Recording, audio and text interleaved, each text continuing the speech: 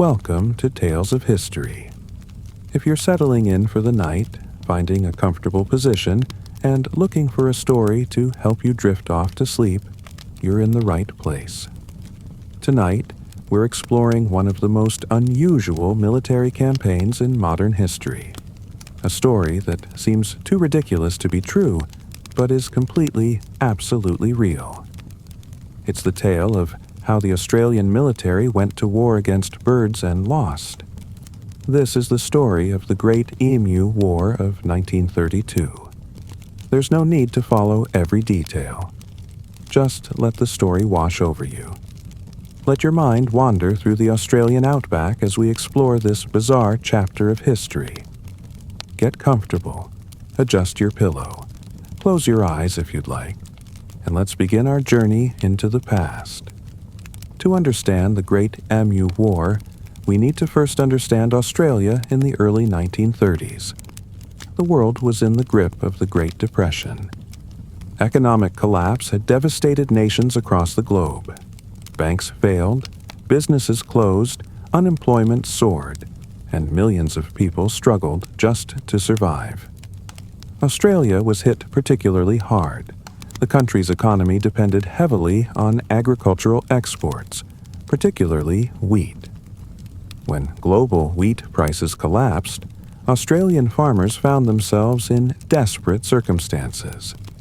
Many were barely holding on, struggling to make their farms profitable enough to survive. But the farmers of Western Australia faced an additional problem, one that would seem almost comical if it weren't so serious. They were being invaded by emus. Now, before we get into the war itself, let's talk about emus. Because if you're going to understand why this became such a problem, you need to understand what emus actually are. The emu is the second largest bird in the world by height, after the ostrich. An adult emu can stand up to 6 feet tall and weigh over 100 pounds. They're native to Australia and can be found across most of the continent. Emus are flightless birds, but don't let that fool you into thinking they're slow or helpless.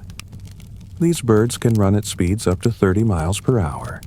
They have powerful legs with sharp claws that they use for defense. An emu kick can break bones or disembowel a predator.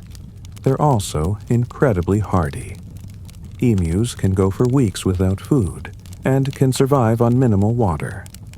They're built to endure the harsh Australian environment, with its scorching heat, long droughts, and sparse vegetation. Emus are nomadic. They don't stay in one place. Instead, they migrate across vast distances, following seasonal patterns in search of food and water. During the Australian spring and summer, which runs from September to February, emus in the interior regions would migrate westward toward the coast, where conditions were better. And this is where the problem began. After World War I, the Australian government had encouraged soldiers returning from the war to settle in Western Australia and take up farming. These were men who had served their country, survived the horrors of trench warfare, and were promised a fresh start with land grants in the agricultural regions of Western Australia. Thousands of veterans took up this offer. They moved to Western Australia, particularly to areas around Campion and Walgoolan, and began farming wheat. The government had promised them support, subsidies, and a viable livelihood. But the reality was far harsher than the promise.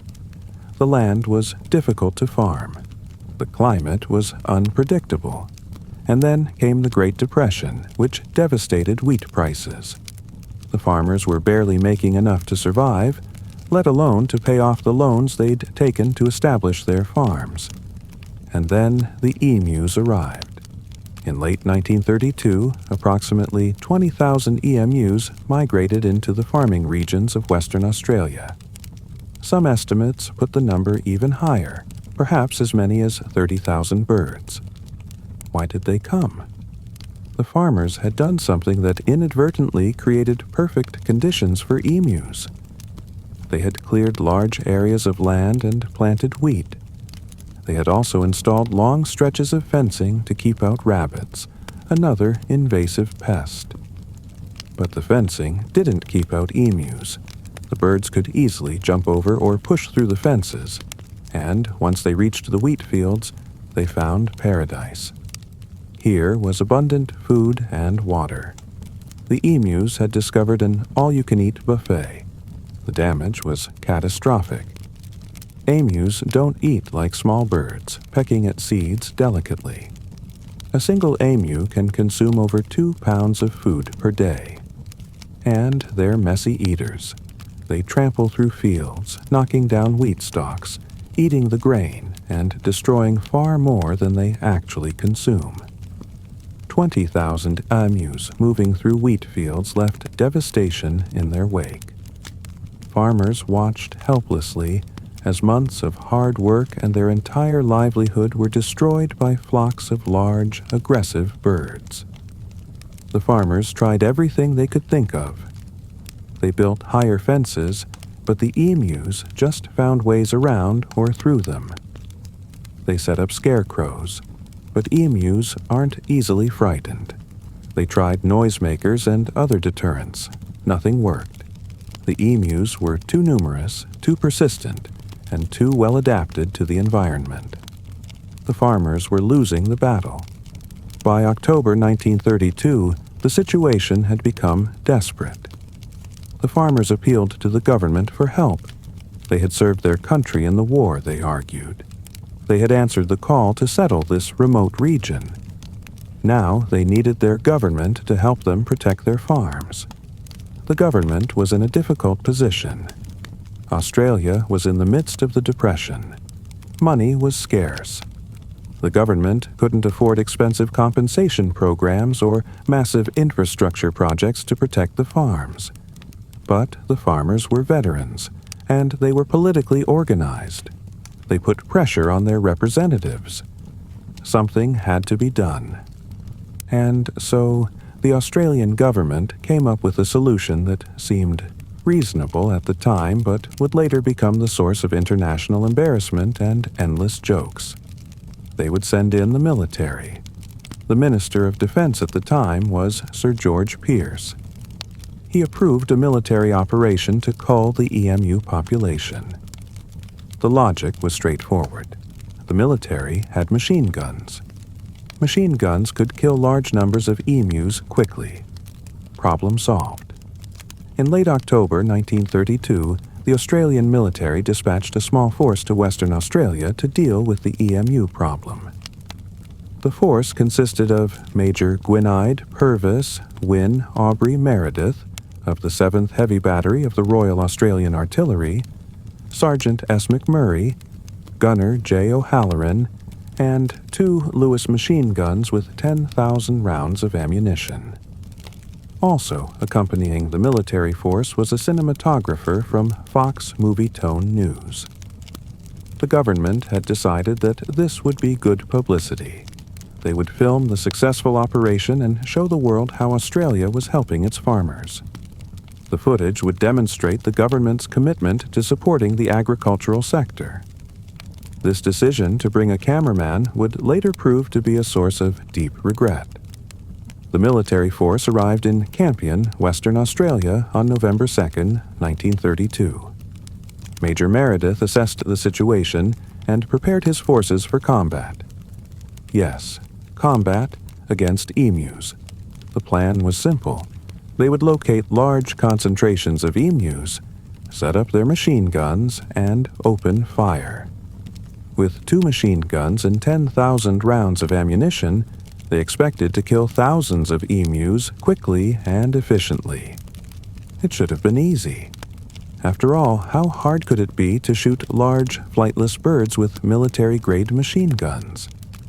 The answer, as it turned out, was extremely hard. The first engagement took place on November 6, 1932. The military force located a group of approximately 50 emus. Major Meredith positioned his men and their Lewis guns and waited for the emus to come into range. The Lewis gun was a light machine gun used extensively during World War I. It was air-cooled, magazine-fed, and capable of firing between 500 and 600 rounds per minute. It was a proven weapon, effective against infantry and light vehicles. Against emus, however, it proved less effective than anticipated. As the emus came into range, Meredith gave the order to fire. The machine guns opened up, their distinctive rattling roar echoing across the outback. The emus reacted instantly. They scattered in all directions, running at high speed. The gunners tried to track them, but the emus were fast and moved unpredictably. Within seconds, the flock had dispersed, running in different directions, making it impossible to target them effectively.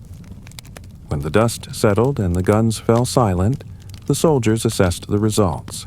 They had fired hundreds of rounds. They had killed approximately 12 emus, 12 out of 50, with machine guns. Major Meredith was not pleased, but he was undeterred. This was just the first attempt, he reasoned. They would adjust their tactics and try again. Over the next several days, the military force attempted multiple engagements with emu flocks. Each time, the results were disappointing. The problem was that emus, despite being birds and presumably not very intelligent, proved to be surprisingly difficult targets. First, emus are fast. When startled, they can sprint at 30 miles per hour. The machine guns had a limited effective range. By the time the gunners opened fire, the emus were already running, and within seconds they were out of range. Second, emus don't move in predictable patterns. When a flock is fired upon, they don't all run in the same direction. They scatter, each bird running in a different direction. This makes it nearly impossible to track and hit multiple targets. Third, the terrain of the Australian outback is not ideal for machine gun operations. The land is flat and open in some areas, but there are also bushes, small hills, and gullies that provide cover. The emus instinctively used this terrain to their advantage, ducking behind cover as soon as shooting started.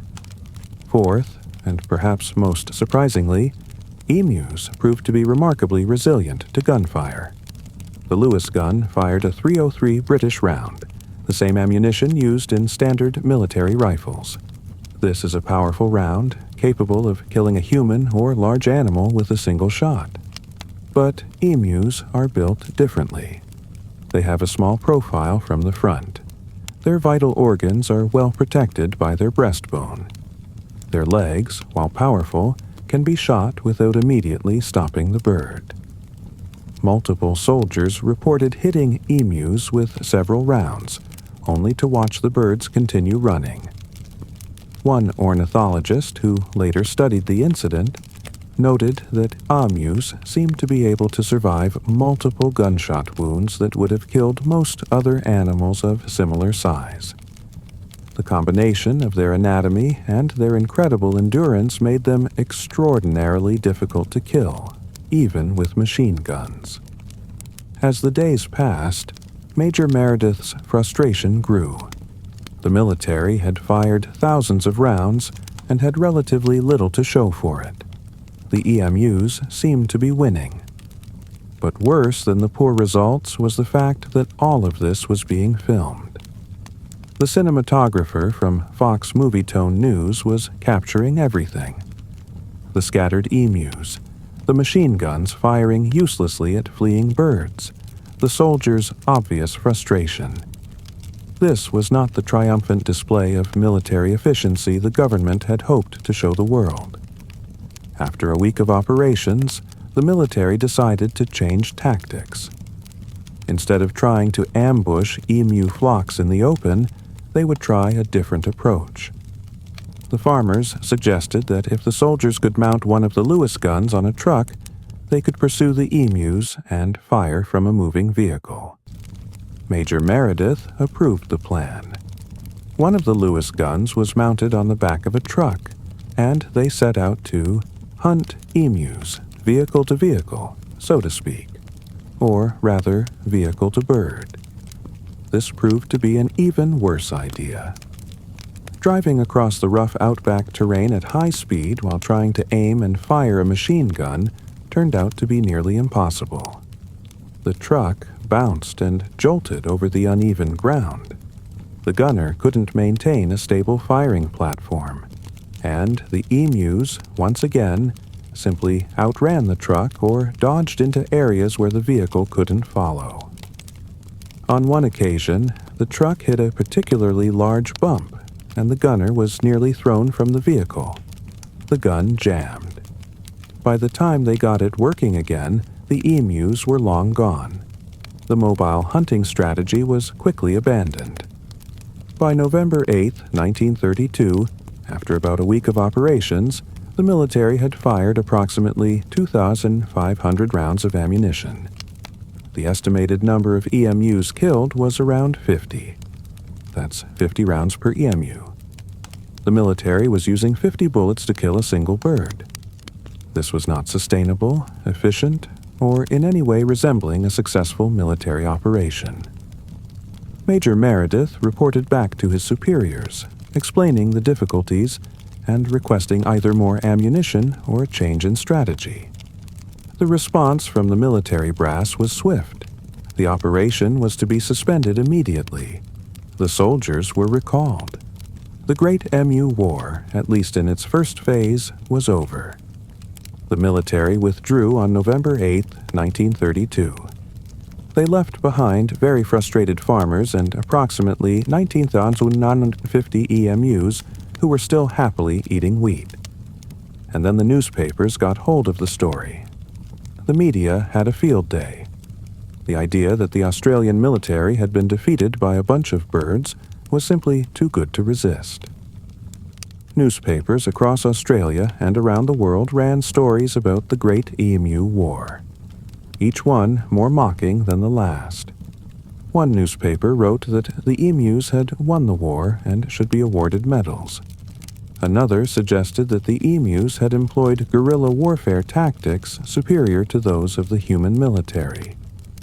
Ornithologist Dominic Cerventi, who witnessed the events, was quoted as saying that the emus had employed guerrilla tactics and that the birds split into small groups, making it impossible to target them effectively. He noted that the emus seemed to have developed an ability to evade gunfire, almost as if they had learned from the initial attacks. A member of the Australian Parliament, commenting on the operation, noted that the emus had demonstrated an ability to withstand machine gun fire that any army would envy. He joked that the birds should be recruited into the military. The international press picked up the story, and suddenly Australia was being laughed at around the world. Headlines like "Military defeated by emus and Australia loses war to birds" spread globally. The government was embarrassed. The military was embarrassed. Major Meredith, in particular, was not happy about becoming the answer to the trivia question, who lost a war to birds? But the emu problem hadn't gone away. The birds were still there, still eating wheat, and the farmers were still desperate. In late November 1932, after weeks of political pressure and bad press, the government decided to give it another try. They couldn't just leave the farmers to deal with 20,000 emus on their own. Something had to be done. The military was sent back to Western Australia. Major Meredith returned with his men, his machine guns, and a renewed determination to succeed where they had previously failed. This time, there would be no film crew. The government had learned that lesson. The second phase of the Emu War began on November 13, 1932. This time, The military employed different tactics based on what they had learned from the first disastrous attempt. Instead of trying to attack large flocks of emus in open terrain, they would focus on smaller groups. They would set up ambush positions near water sources, where emus had to come to drink. They would be more patient, waiting for the perfect shot rather than opening fire as soon as emus came into view. These new tactics were somewhat more successful. The kill rate improved. Instead of 50 rounds per emu, they were now averaging closer to 10 rounds per bird. Still not great, but better. Over the next month, the military operation continued sporadically. They would conduct operations for a few days, then pause, then resume. The exact number of emus killed during this second phase is disputed, but estimates range from 300 to 1,000 birds. Major Meredith, in his official report, claimed to have killed 986 emus with 9,860 rounds of ammunition during the second phase of operations. However, many historians believe this number was inflated to make the operation look more successful than it actually was. Even if we accept Meredith's figures, the operation was still questionable in terms of efficiency. They had used nearly 10,000 rounds to kill less than 1,000 birds. And there were still thousands of emus in the farming regions, continuing to eat wheat. By early December 1932, the military withdrew again. This time, the withdrawal was permanent. The government announced that the military would not be returning to fight emus.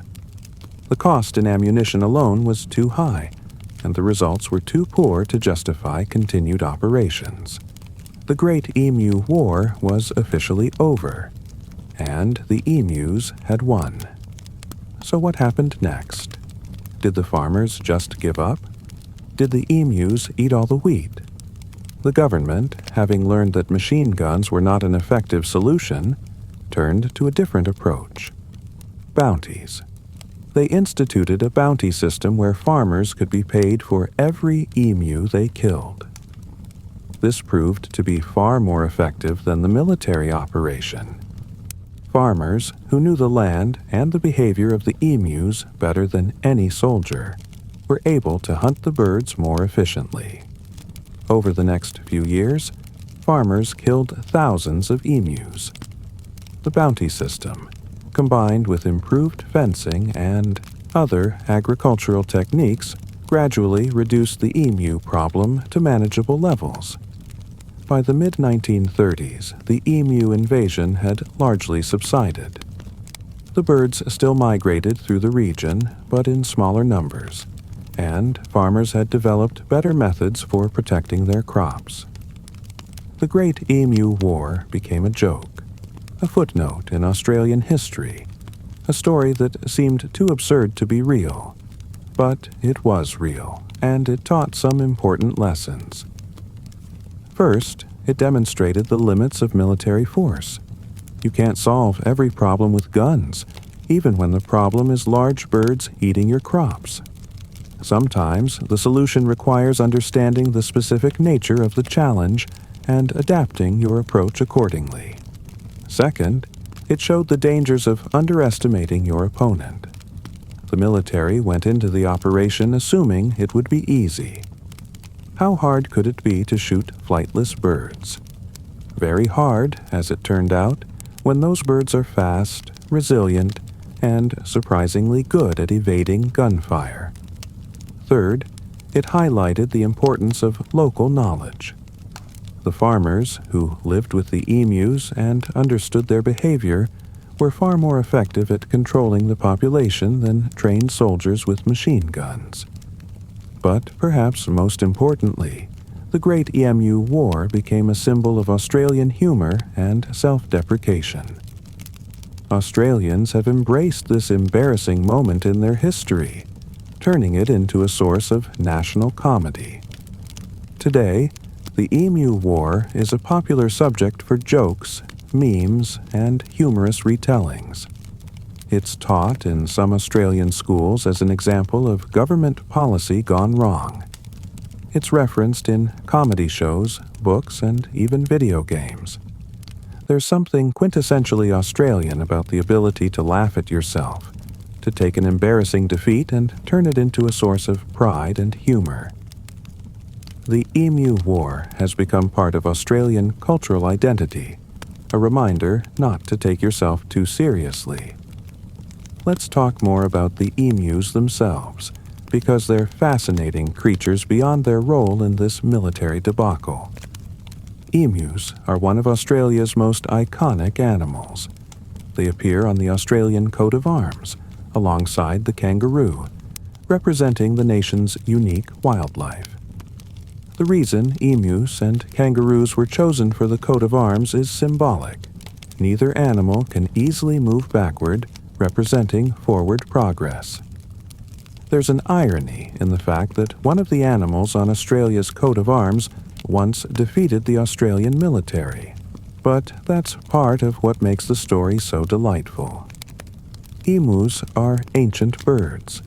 They've been in Australia for millions of years, long before humans arrived on the continent. They're survivors, adapted to one of the harshest environments on Earth. The Australian outback is a brutal place. Temperatures can exceed 120 degrees Fahrenheit in summer. Droughts can last for years.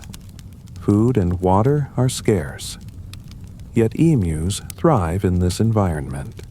They've developed remarkable adaptations. Their feathers are double-layered, providing insulation against both heat and cold. They can lower their metabolic rate during periods of food scarcity. They have excellent eyesight and hearing, allowing them to detect predators and threats from great distances. Emus are also surprisingly intelligent, at least by bird standards. They have good memories and can learn from experience.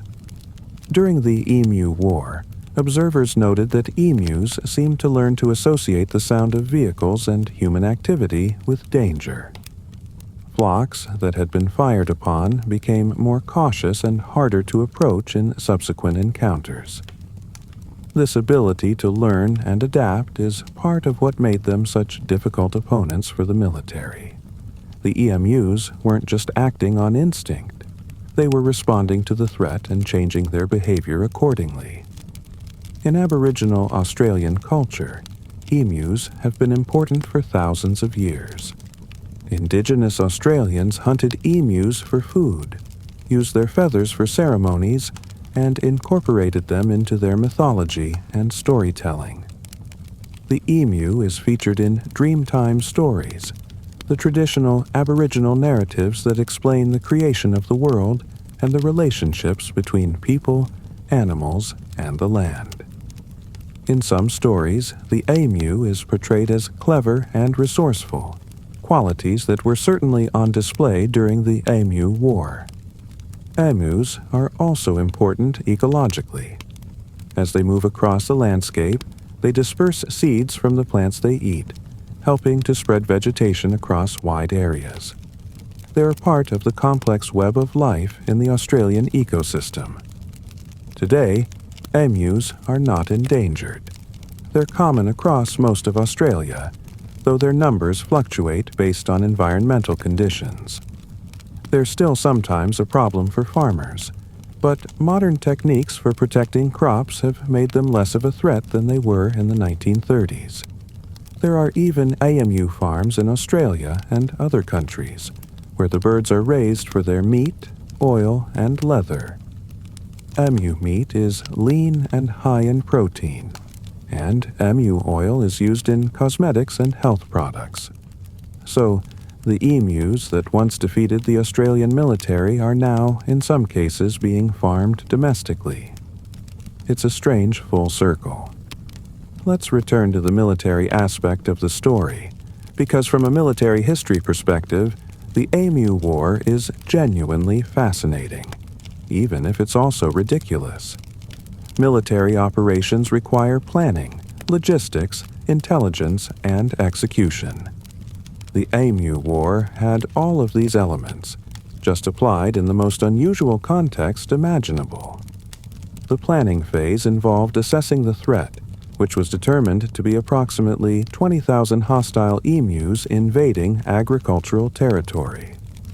The military objective was clear: reduce the emu population to protect farming operations and support the agricultural economy. The logistics involved deploying personnel, weapons, and ammunition to a remote region of Western Australia. This required coordination between military command, local authorities, and the farming community. The intelligence gathering was limited. The military knew where the emus were concentrated, but they had little understanding of emu behavior, their speed, their resilience, or their ability to scatter when threatened. This intelligence failure was a major factor in the operation's lack of success. The execution, as we've discussed, was problematic from the start. The tactics employed were not appropriate for the target. Machine guns are designed for suppressing enemy infantry or light vehicles, not for hunting fast-moving birds across open terrain. A military historian analyzing the Emu War might note several key failures. First, there was a mismatch between the weapon system and the target. Second, there was insufficient reconnaissance and intelligence about the enemy's capabilities. Third, the forces deployed were inadequate for the scale of the operation. 2 machine guns and a handful of soldiers were never going to be able to cull 20,000 emus across hundreds of square miles of territory. But perhaps the most significant failure was the lack of understanding of what the operation actually required. This wasn't a military problem. It was an agricultural and wildlife management problem.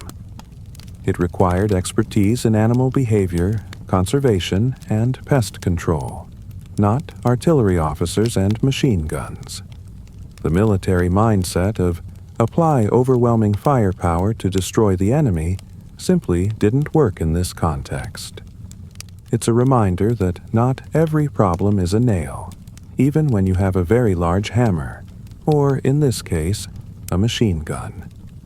From a broader historical perspective, the Emu War is an example of how the Great Depression affected even remote agricultural regions of Australia. The farmers were struggling economically, and the emu invasion threatened to push them over the edge into bankruptcy and ruin. The government's response, while ultimately unsuccessful in its military form, was an attempt to support these farmers, many of whom were war veterans who had been promised a better life after their service. The fact that the solution chosen was military intervention tells us something about the mindset of the time and the resources available. It was the 1930s. The government didn't have modern wildlife management agencies or conservationists to call upon. The military was one of the few organizations with the resources and firepower to potentially address a problem on this scale. So, even though it seems absurd in retrospect, the decision to use military force made a certain kind of sense given the context. The Emu War also reflects the broader challenges of settling and developing Australia. The continent is vast, harsh, and filled with unique wildlife that doesn't behave like the animals European settlers were familiar with. Australians have had to adapt to their environment in ways that often seem strange or amusing to outsiders. Dealing with massive numbers of emus, eating your crops is just one of many uniquely Australian problems.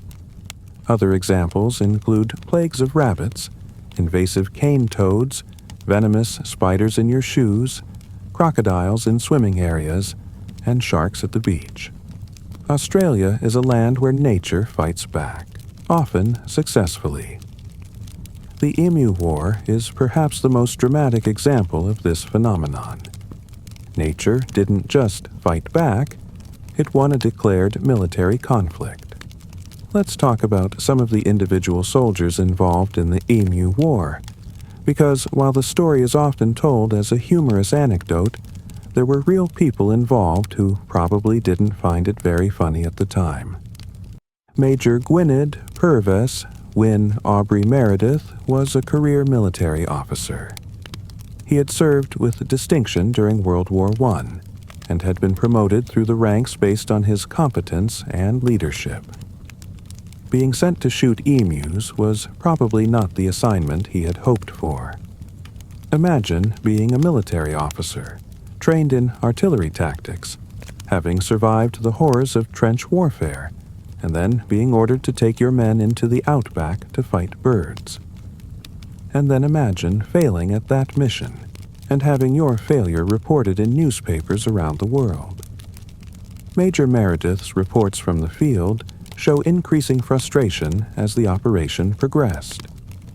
He tried to maintain military professionalism in his communications, describing the emus in tactical terms, noting their speed and evasive capabilities, and requesting additional resources.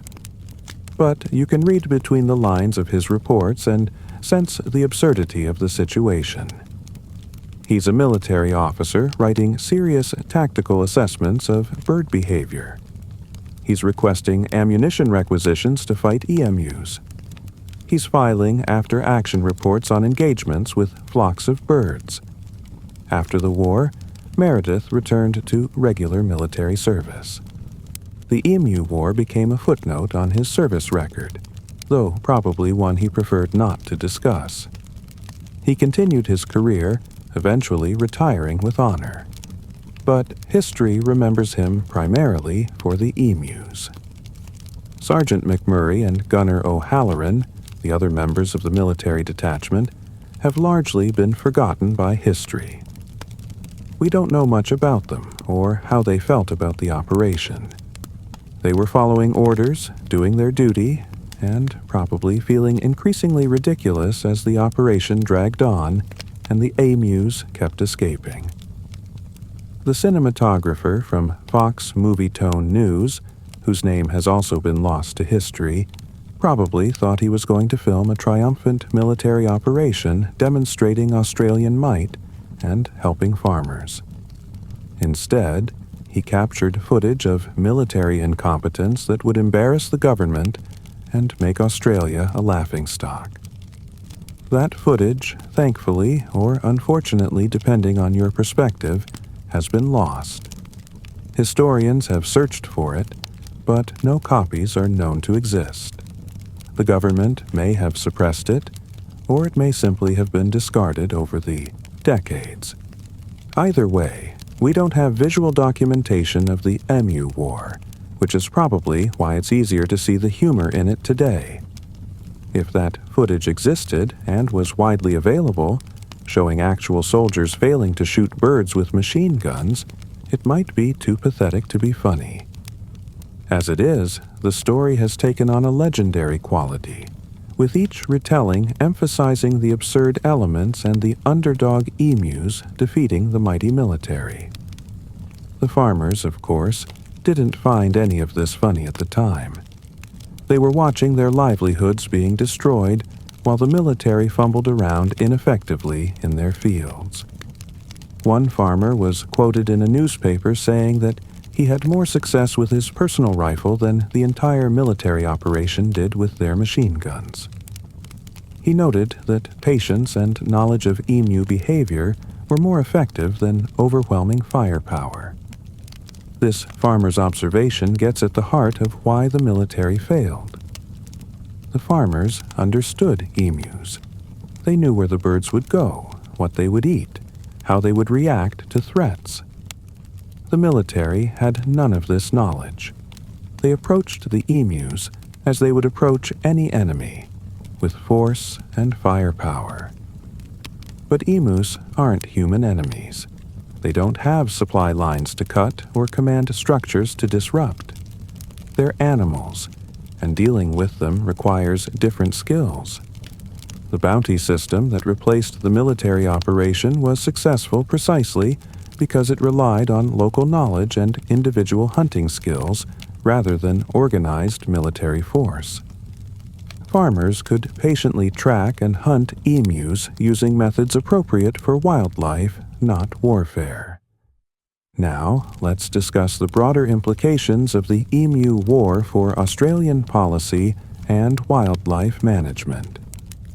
After the embarrassment of the military operation, the Australian government developed more sophisticated approaches to dealing with agricultural pests. The bounty system was just the beginning.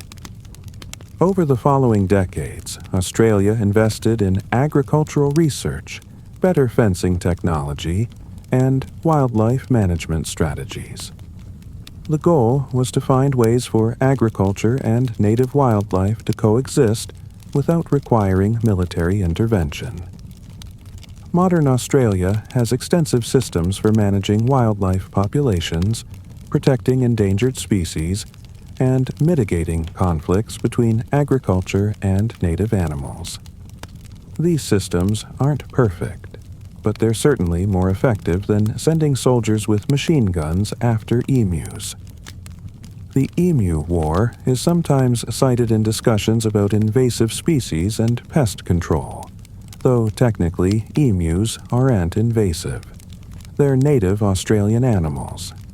The problem was that human agricultural activity had created conditions that attracted abnormally large numbers of emus to specific areas. This is an important distinction. The emus weren't invaders. They were native animals responding to changes in their environment caused by human activity.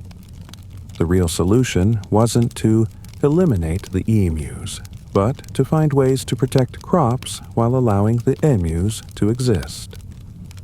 Modern Australian farmers use a variety of methods to protect their crops from emus and other wildlife. These include better fencing, noise deterrence, strategic planting, and, in some cases, controlled hunting when populations become problematic. These methods are generally effective and don't require military intervention. The Emu War also had cultural impacts beyond Australia. The story has been told and retold in various forms around the world. It appears in books about military blunders, collections of strange historical events, and as an example of the unexpected challenges of wildlife management. In recent years, the Emu War has experienced a resurgence in popularity thanks to the Internet. Memes about the Emu War circulate on social media. There are humorous YouTube videos, Reddit threads, and even video games inspired by the event. The story has become part of Internet culture, a favorite among people who enjoy obscure historical trivia and absurd stories. The phrase "Australia lost a war to emus" has become shorthand for unexpected failures and the importance of understanding your opponent. Some creative works have been directly inspired by the Emu War. There are alternate history stories exploring what would have happened if the emus had truly organized into a military force. There are comedic retellings that exaggerate the events for humorous effect. There are even serious analyses of what the Emu War teaches us about military tactics and wildlife management. The Emu War has also become a symbol of Australian identity and humor. Australians have fully embraced the story, acknowledging the embarrassment but finding humor in it. This reflects a broader Australian cultural trait of self-deprecating humor and not taking yourself too seriously. In Australian pubs, you'll sometimes hear locals joking about the Emu War, often to the bemusement of tourists. It's become a point of national comedy, a way to poke fun at authority and military pomposity while celebrating the resilience of Australian wildlife. There's even been discussion of erecting a memorial to the Emu War, though this remains controversial. Some see it as a humorous historical marker, while others think it would be trivializing the real struggles of the farmers and the military personnel involved.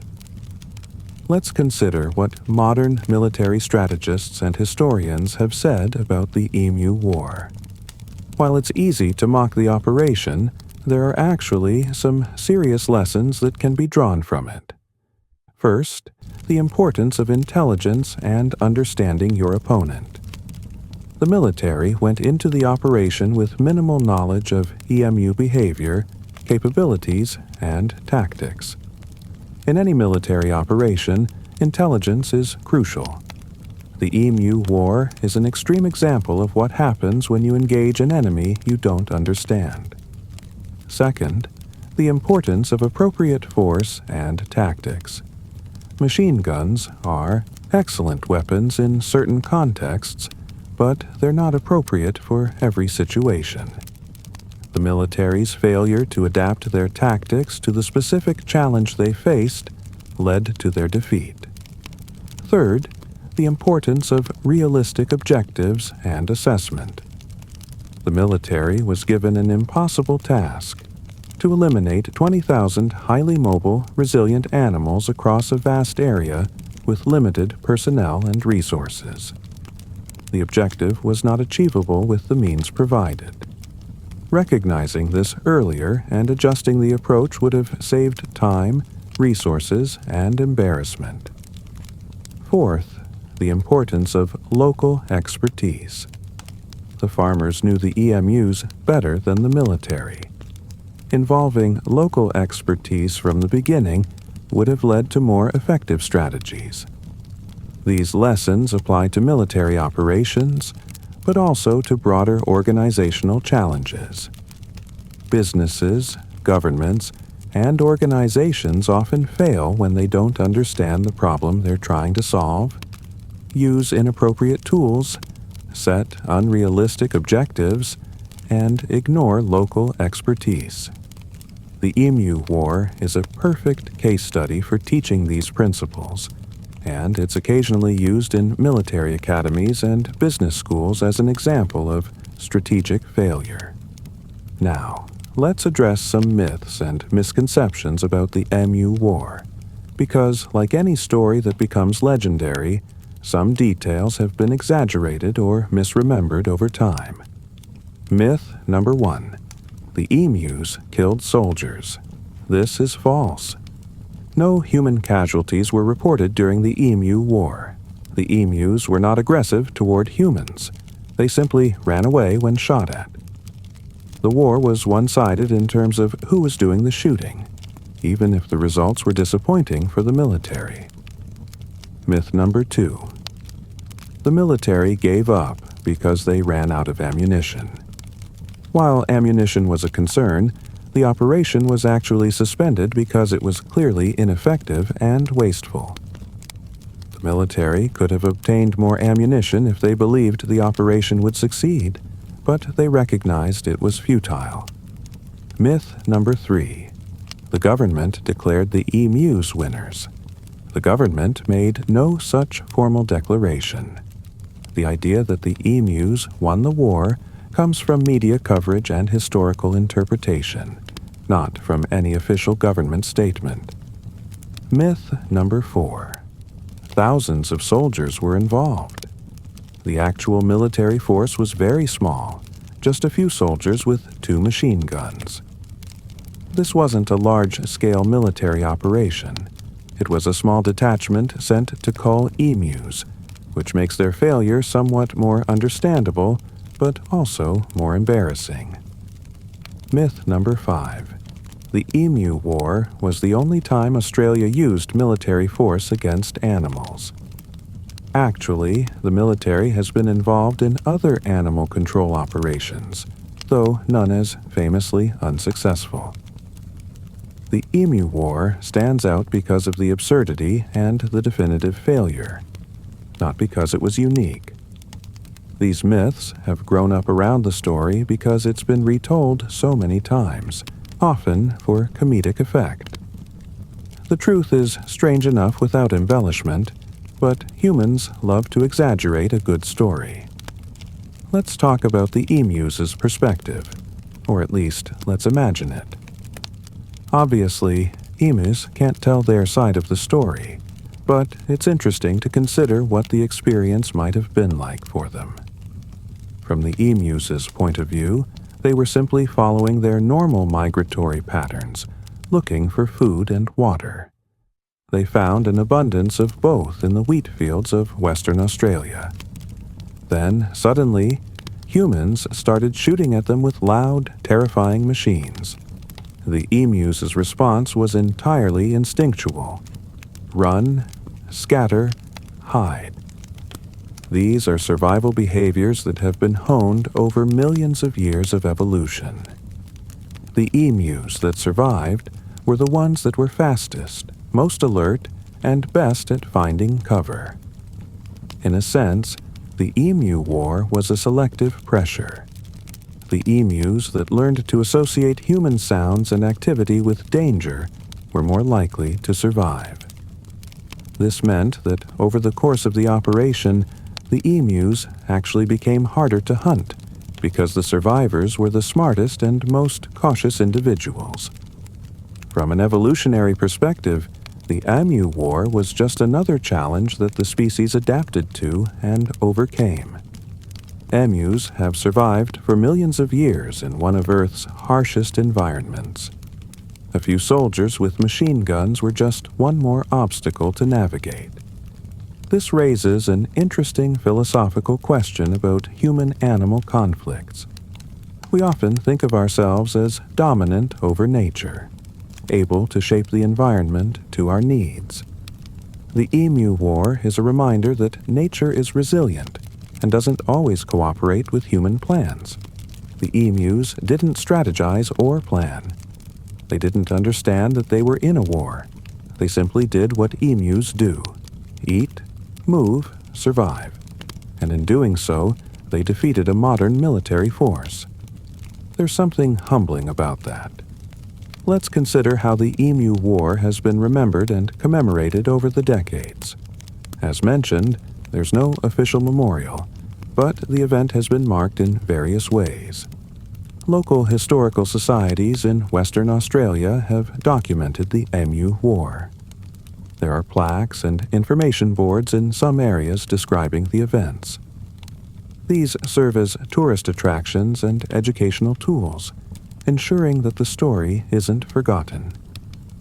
The Emu War has been featured in numerous books about Australian history. It's included in collections of military blunders, strange historical events, and uniquely Australian stories. Each retelling adds to the legend and ensures new generations learn about the emu invasion. In popular culture, the Emu War has inspired various creative works. There are children's books that tell the story in a humorous, age-appropriate way.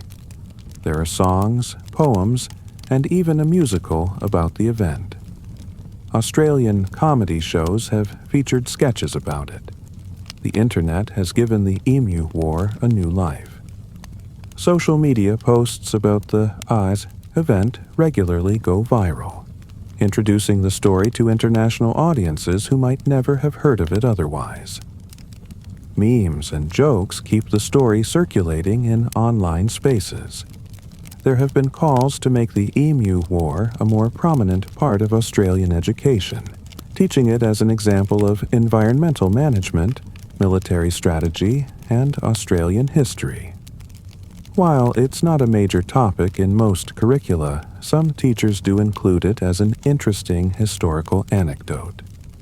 The Emu War has also become a point of national pride in a strange way. Australians seem to enjoy the fact that their country has this bizarre historical event. It sets Australia apart, gives it a unique story that no other nation can claim. Imagine meeting someone from another country and being able to say, "Yes, my country once went to war with birds and lost." It's memorable, it's funny, and it's distinctly Australian. Now, let's examine the Emu War in the context of other unusual military operations throughout history.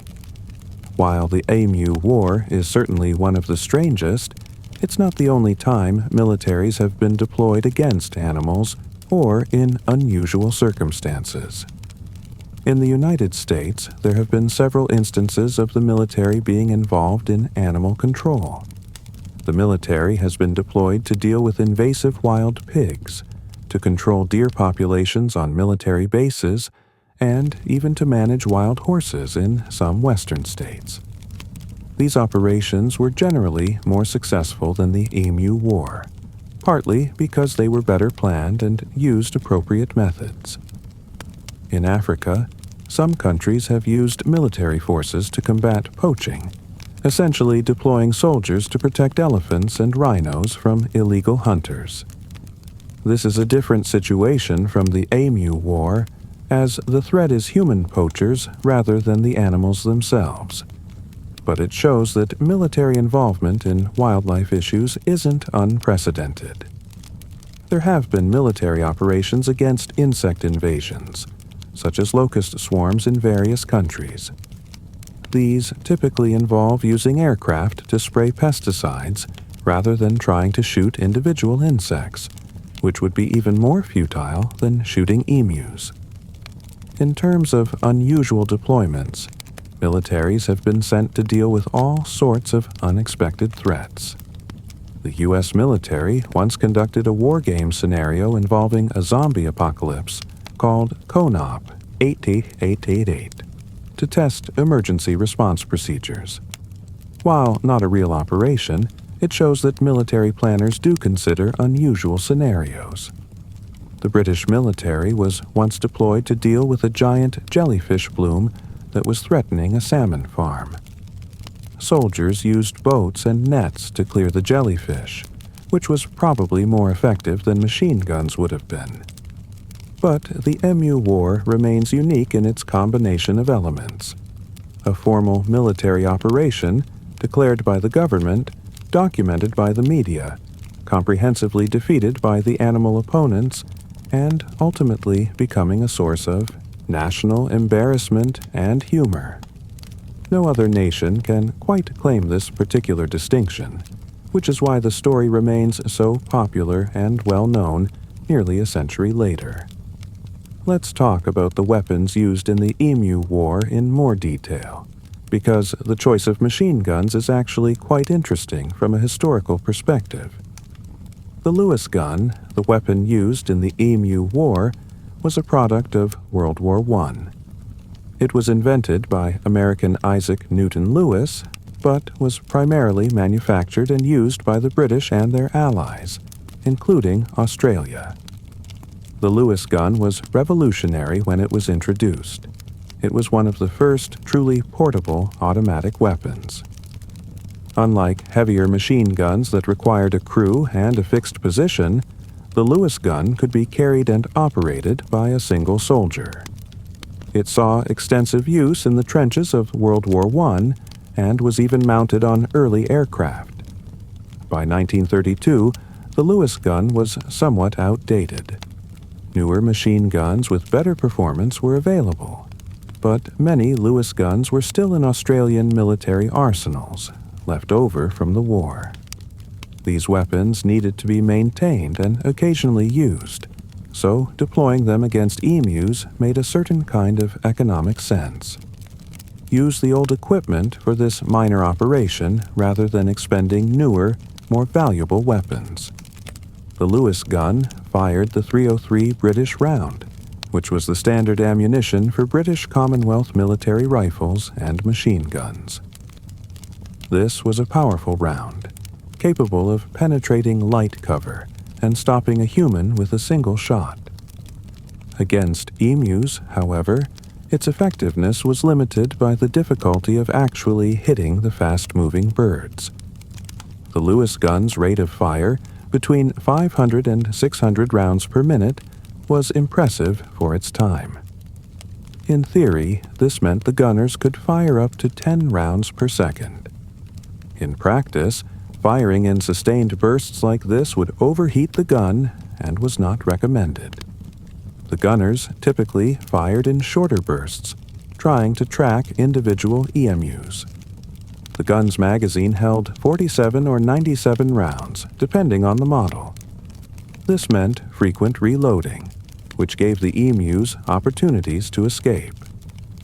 By the time the gunner had changed magazines, the birds had scattered and were out of range.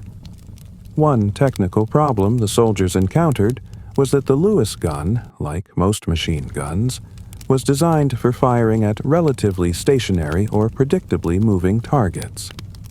Infantry soldiers don't zigzag and scatter at 30 miles per hour. They move in formations, take cover, and remain in generally predictable positions.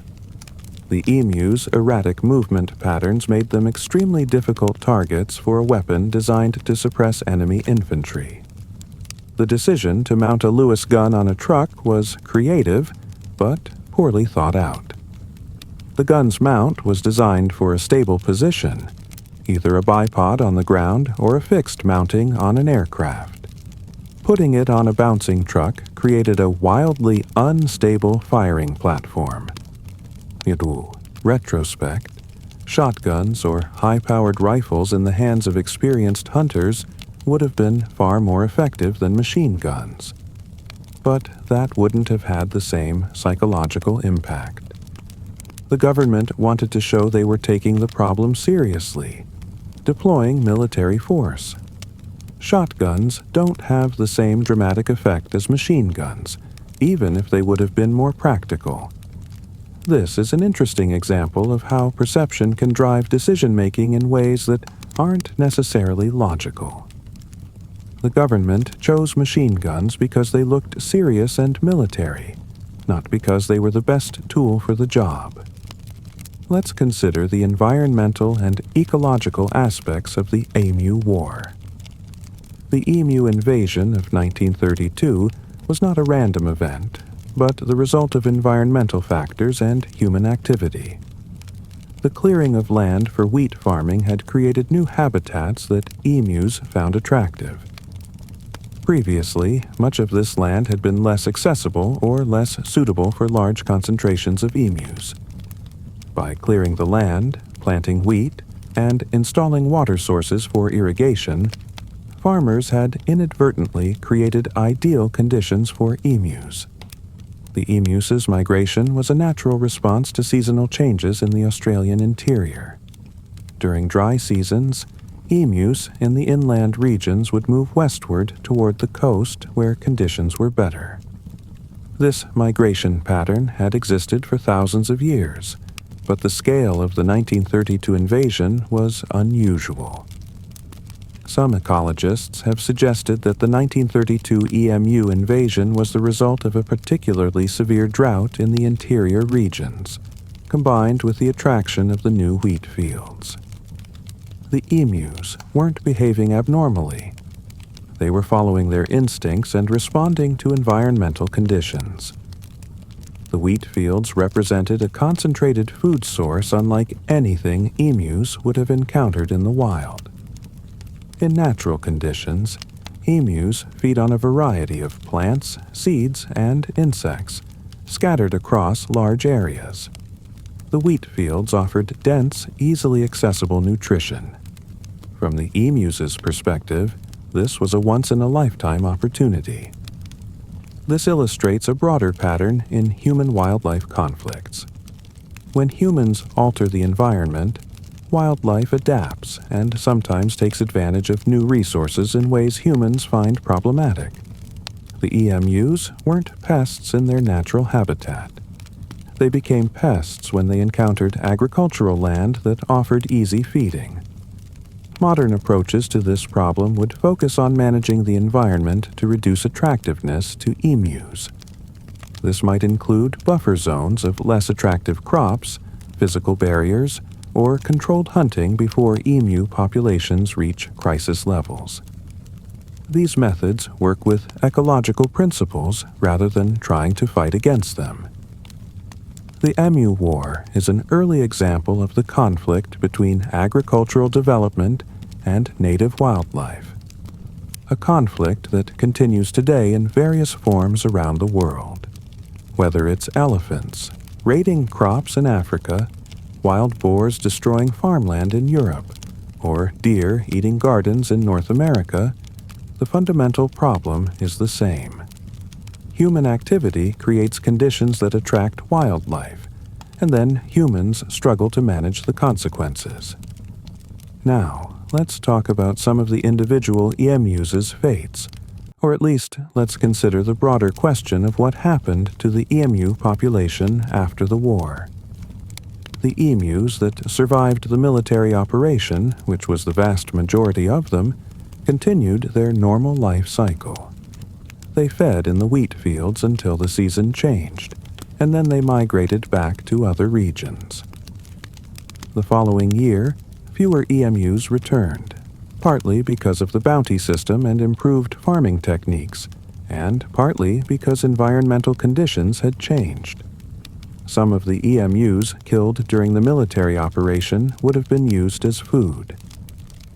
Emu meat was not uncommon in rural Australia, and farmers would have taken advantage of any emus that were killed. So, at least some of the birds shot by the military didn't go to waste. The descendants of those 1932 emus are still alive today, scattered across Australia. Emus have a relatively short generation time, so the emus currently living are many generations removed from those that fought in the Great Emu War. But genetically, they're the same species, with the same behaviors and characteristics that proved so effective against machine guns. It's interesting to think that somewhere in Western Australia today, there might be emus whose ancestors outran and outwitted the Australian military. Of course, the emus themselves have no knowledge of this. They don't pass down stories or celebrate their victory. They're just birds, living their lives, following their instincts. But from a human perspective, there's something poetic about the idea that the victors of the Emu War are still out there, still eating wheat when they get the chance, still running at 30 miles per hour, still being generally difficult for humans to manage. Let's consider how the Emu War has been portrayed in various media over the years. As mentioned earlier, the original film footage from Fox Movietone News has been lost, which is unfortunate from a historical perspective, but perhaps fortunate from an embarrassment perspective. In written media, the Emu War has been covered extensively. Early newspaper accounts from 1932 were often humorous, portraying the military as bumbling and the emus as clever. These accounts set the tone for how the story would be remembered. In the decades that followed, the Emu War appeared in various history books, often in chapters dedicated to military failures or unusual historical events. Each author added their own spin, some emphasizing the humor, others focusing on the serious agricultural problems that prompted the operation. In recent years, the Emu War has been featured in several popular history podcasts and YouTube channels. These modern retellings often emphasize the absurdist elements, playing up the comedy of soldiers being defeated by birds. The story fits perfectly into the format of entertaining historical content that has become popular online. There have been artistic representations as well. Australian artists have created paintings depicting scenes from the Emu War, often with a surrealist or humorous bent. These artworks play with the absurdity of the situation, showing soldiers in dramatic combat poses facing off against emus. In literature, the Emu War has inspired short stories and even novels. Some are straightforward historical retellings, while others use the event as a jumping-off point for alternate history or satirical fiction. There's even a science fiction novel that imagines what would have happened if the emus had actually organized into a military force with technology and strategy. Children's books about the Emu War are particularly interesting.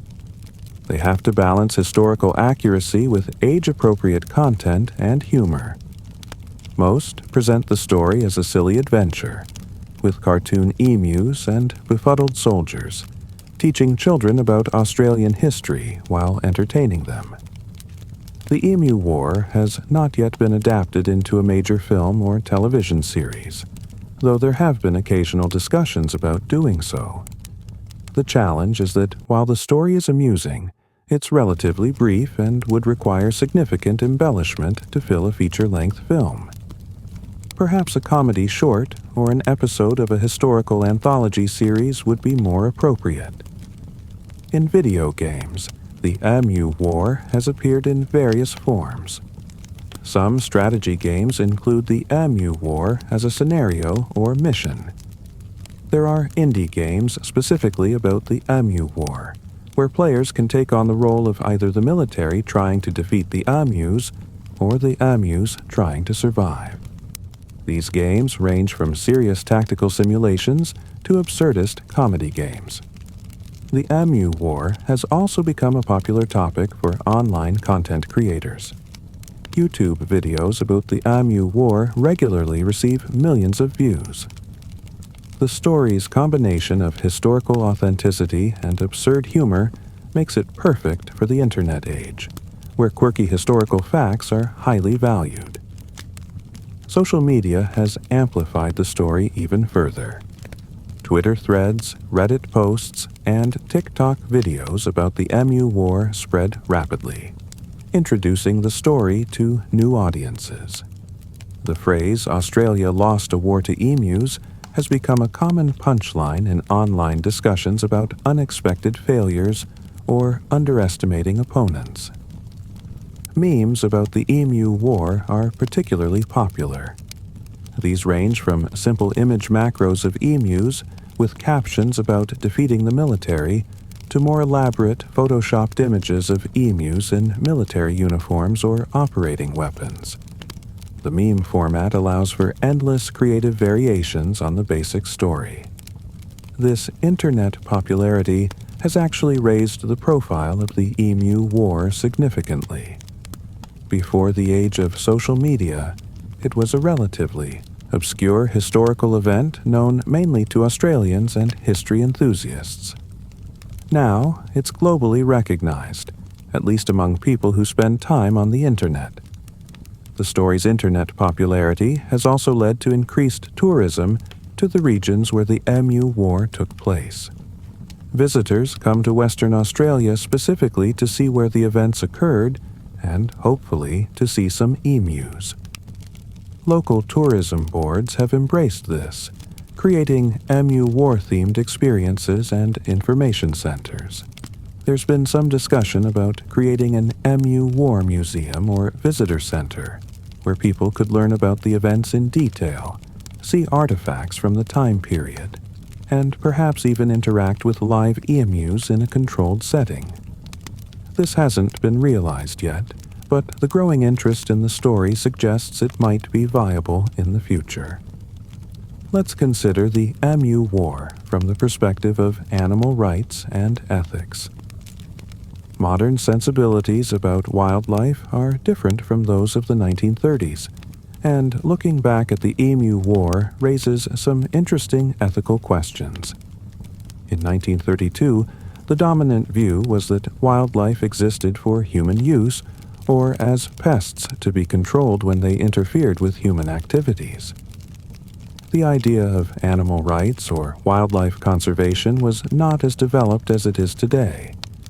Killing thousands of emus to protect wheat crops was seen as perfectly reasonable. Today, we have a more nuanced understanding of ecological balance and the importance of native species. While farmers still need to protect their crops, there's more emphasis on non-lethal methods and understanding the role that animals like emus play in the ecosystem. Modern conservation ethics would question the approach taken in the Emu War. Emus are native Australian animals, an important part of the ecosystem. The problem wasn't that emus existed, but that human agricultural activity had created conditions that attracted abnormally large numbers of them. From this perspective, the appropriate response would have been to modify farming practices to reduce attractiveness to emus, use non-lethal deterrents, and accept some level of crop loss as part of the cost of farming in an area with native wildlife. Of course, this is easy to say from our modern perspective. The farmers of 1932 were desperate, struggling to survive economically during the Great Depression. They didn't have the luxury of implementing expensive wildlife management strategies. They needed immediate solutions to save their farms. This tension between human economic needs and wildlife conservation continues today. It's not an easy problem to solve, and the Emu War illustrates the challenges of finding balance between human activity and wildlife populations. It's also worth noting that while the military killed some emus during the operation, the number was relatively small compared to the overall population. The bounty system that followed killed far more emus. From a conservation perspective, the military operation was actually one of the least effective killing methods employed, which might actually be seen as a good thing from an animal welfare standpoint. The emus that were killed suffered, certainly, but many died quickly. The Lewis gun, when it hit its target, was lethal. The emus that were hit didn't suffer prolonged deaths. This is better than some other pest control methods that were and are used, which can cause animals to suffer for extended periods.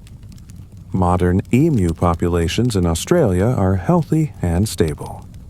The Emu War and subsequent bounty system did not threaten the species as a whole. Emus are resilient, widely distributed, and adaptable. They've survived far worse challenges than a brief military operation in 1932. Still, from today's ethical perspective, deploying military force against native wildlife seems excessive and inappropriate.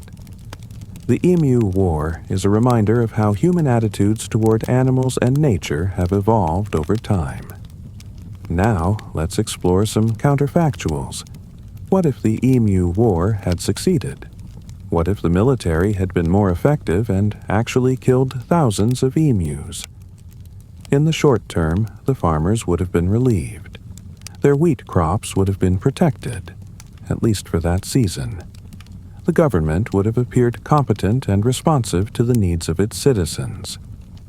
Major Meredith would have been celebrated as a successful officer rather than becoming the answer to a trivia question.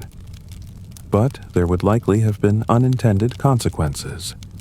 Removing thousands of emus from the ecosystem would have had ecological effects. Emus play a role in seed dispersal and vegetation management.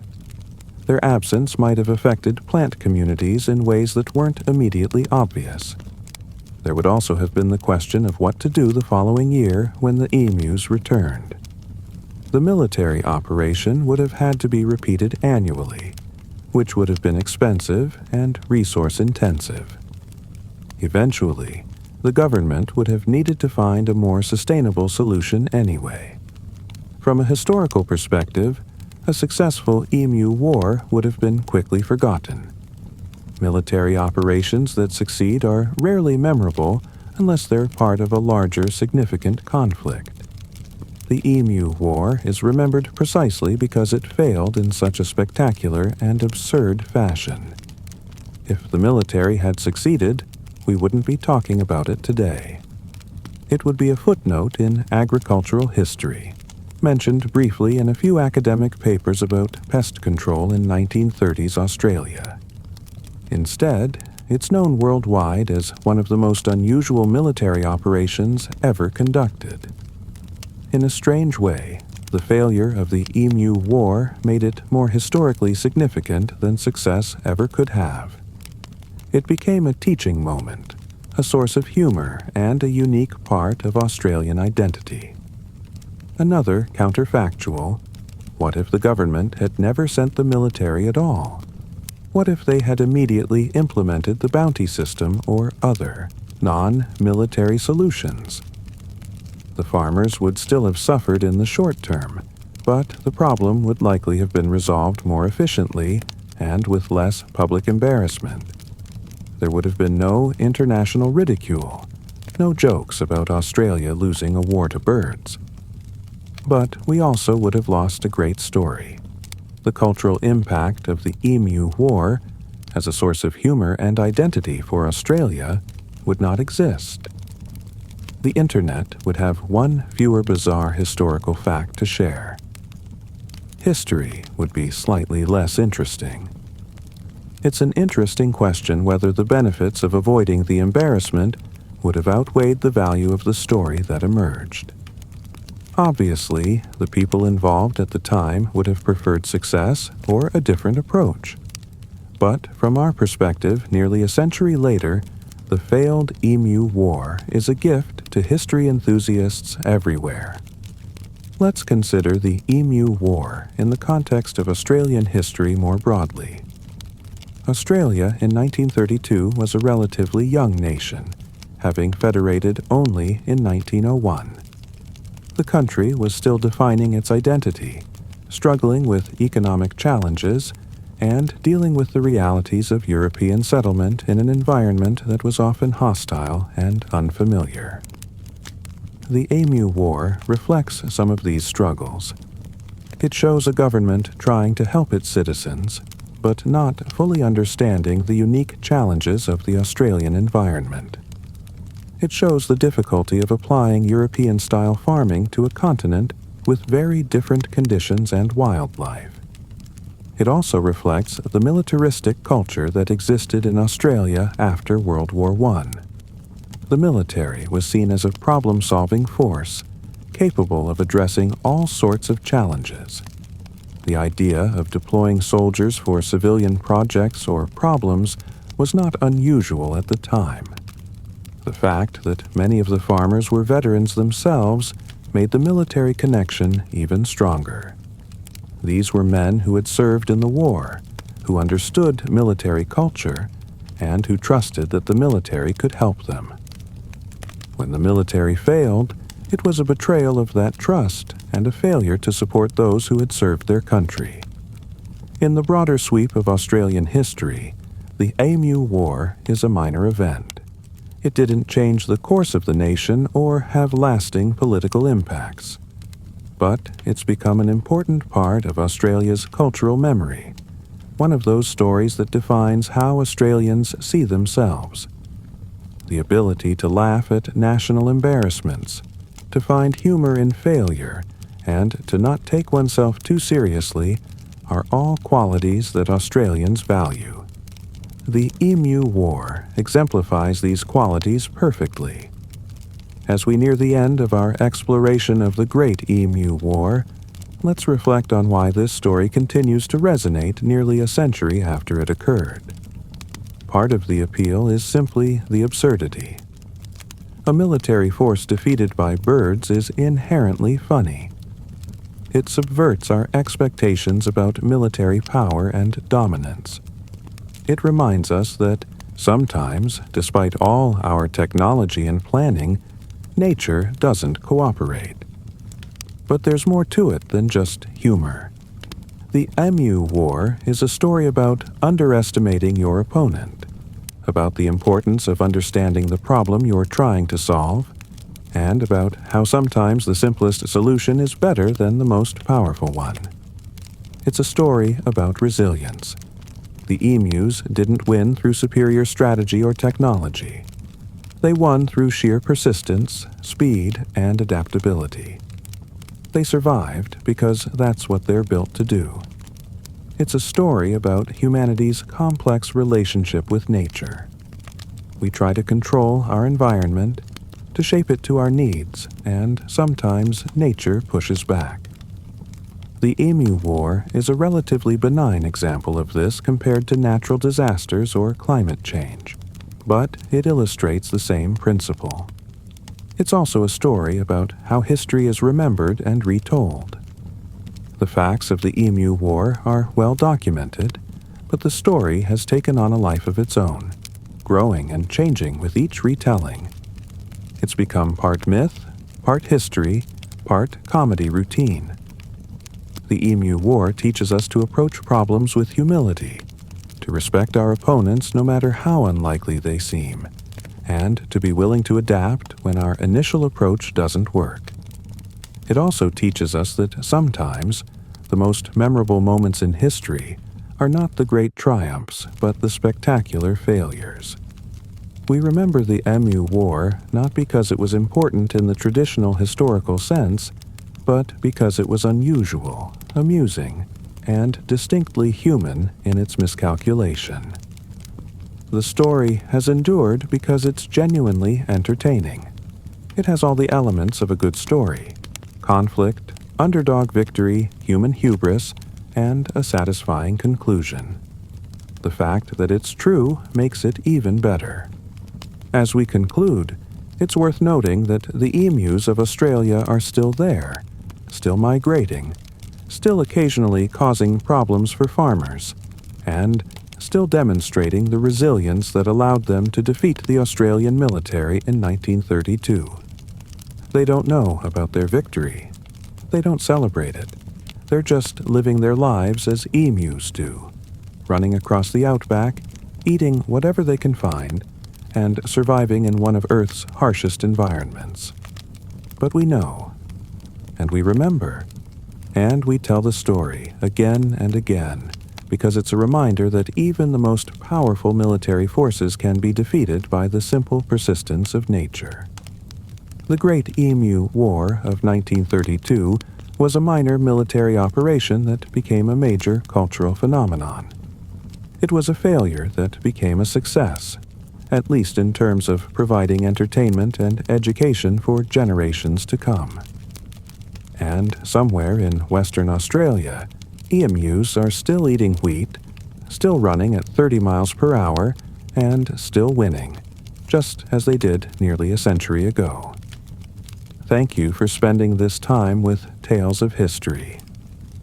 Whether you're still awake or already drifting into dreams, I hope this journey through one of history's strangest military conflicts has brought you entertainment and perhaps helped you relax. If you enjoyed this story, consider subscribing for more deep dives into history's most fascinating, unusual, and sometimes absurd moments. There are countless stories waiting to be told, and some of the best ones are the ones that seem too strange to be true. Until next time, sleep well, dream of unlikely victories, and remember that sometimes the most important lesson history teaches us is not to take ourselves too seriously. Good night.